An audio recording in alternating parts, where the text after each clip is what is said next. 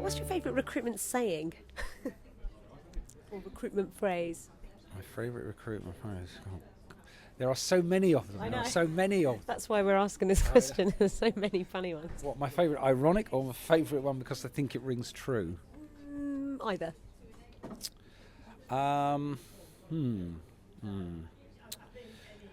There's a lot of things that recruiters say. There's a lot of standby for. On the other hand, at the end of the day, there are lots of those kind of platitudes come out. And kind of, you know, trust me, I'm a recruiter is effectively what they kind of say. Yeah, yeah. A lot of people build trust, not in the right way. Yeah. I mean, certainly the thing I enjoy saying most to clients and candidates is that I am not targeted on fees. Yeah. I am remunerated by feedback, and therefore they control that. Therefore, Yeah. if I don't deliver Yes. what they expect of me, You won't, then yeah. they control that. I enjoy saying that because so few others ever say it. Say that, And yeah. candidates and clients in particular love that, because I always say it's not finding you the person necessarily, it's the way I find the person. Yeah, that's nice. That's nice, and I totally second that with the.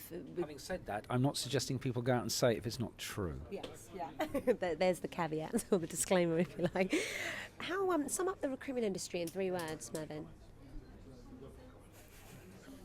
Is Mervyn the first one? Recruitment industry in 3 words. Good lord. Fun. Variety. Collaboration, I'm going to say, because I don't think it happens enough. And I think that it's kind of collaborating between colleagues within a company, the flow of information, the flow of candidates, clients, and collaborating with candidates and clients. Yeah, nice. And what about advice to a newcomer coming to the industry? You've got to enjoy what you do. You've got to be passionate about things. I mean, I've written a thing recently about the 5 guiding principles for a modern recruitment business, and you know, agility, daring, collaborative are all words. Passionate, and I think all of those are very important. But I think that you've got to look at it as the long term. I think certainly in the late 90s and certainly the early noughties, we took in a lot of young graduates who wanted to make quick commissions and saw it as a selling job without having to kind of cold call all the time. And I think it brought in a lot of people who were there for the wrong reasons and really weren't really finding out a lot about their marketplace. There's CEO of a global recruitment business who's got a saying he keeps trotting out, which is the person who owns the talent, the person who owns the talent owns the market. And to own the talent, you've got to know the talent, and you've got to understand the talent. And I think all I would say to somebody coming in now, choose the sector wisely, make sure it's something you've got affinity with, and just get to know as much as you can about the way it operates. Yeah, so becoming a master of that discipline almost. And what about advice to an experienced recruiter? Make sure you learn something new every day. Yeah. You can never know it all. You could. There's always something to learn. People will always find new ways to frustrate you. And I think it's just, I've seen over the years a lot of recruiters who've done well and kind of fade out a bit or kind of lose interest.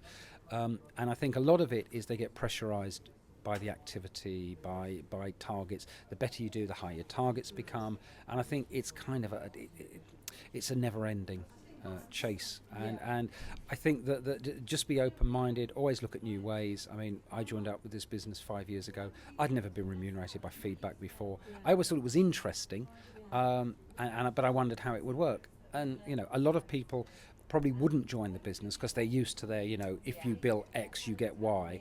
And it's amazing the difference it makes to the way you approach even the most basic conversations. Yeah. I think it's quite a novel idea, actually. I'm surprised not, more sort of recruitment companies aren't going down that way. We want to get to know you a little bit better now, so we're going to the general round. So let's start with, this is a quiz. Quick fire quiz. Favourite colour? Favourite colour, red. Oh, like as in Redmos. Actually, I hadn't thought of that, but yes, like in Redmos. Favourite movie? Favourite movie? I would say American Beauty because I really love that movie, but I think people will find it a bit depressing. A favourite movie I've seen in the last few months was District 9, which again ain't exactly a barrel of laughs, but I just thought it was really well done. Okay, and what are you reading at the moment? At the moment, I'm reading a book called Blue Ocean Strategy, which is because our company are going off, and there's 10 of us going off on a Blue Ocean Strategy exercise in terms of looking to shape the way the business operates in the future. So I wouldn't say that's exactly the most fun book, but I've just finished before that a book called White Heat, which is a social history of Britain in the 1960s, because I love social history books and cultural history and stuff, and I really enjoyed it. It's a very long book, but I enjoyed it. You enjoyed it. Okay, and do you have an iPod, and if so, what are you listening to music-wise at the moment? I have an MP3. Yeah. I have a Sony MP3. I don't have an Apple iPod. Boo! I'm not an iGroupie yet. I'm sure an iPhone will find its way into my hands soon. What is on your MP3?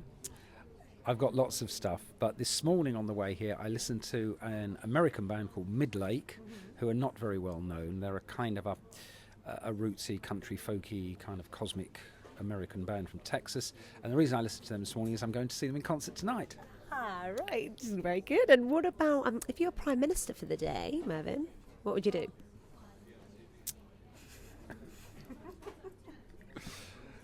Good Lord, if I was Prime Minister for the day, I would say that we're going to completely change the economic cycle, and we're going to have something very new and invigorating. Yeah. I haven't got enough. I would be here all day if I told you what it ought to be, but I think we need to find a new way of doing things, to be honest. Yeah, no, I don't disagree. And what about if you had a superpower for the day? What superpower would you choose?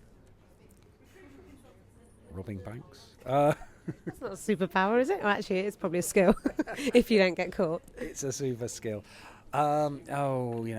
Solve, bring world peace, solve poverty. And to be fair, that does need a superpower, doesn't it?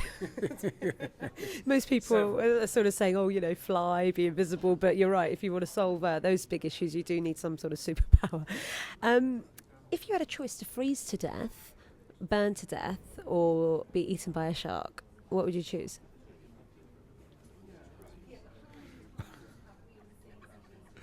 I would choose to stay in bed that day, actually. That's not the choice. Well, I kind of had a choice. I can't think of anything worse than all three. I just. That's why we selected them. We said put into those scenarios, which one's the best? It's all agony. It is. I'm thinking you might want to freeze to death because at least it's numb then. Possibly. And finally, sum yourself up in 3 words. Oh no, you're joking. Sum myself up in 3 words. God, I can't think. Oriental. Apparently, Oriental looking. Genuine. I mean, that's one word. I try and just be straight, open, genuine as much as I can. I kind of think I'm fun, but then that's a bit of a boring thing to say, I suppose. Engaging. Genuine, engaging, passionate.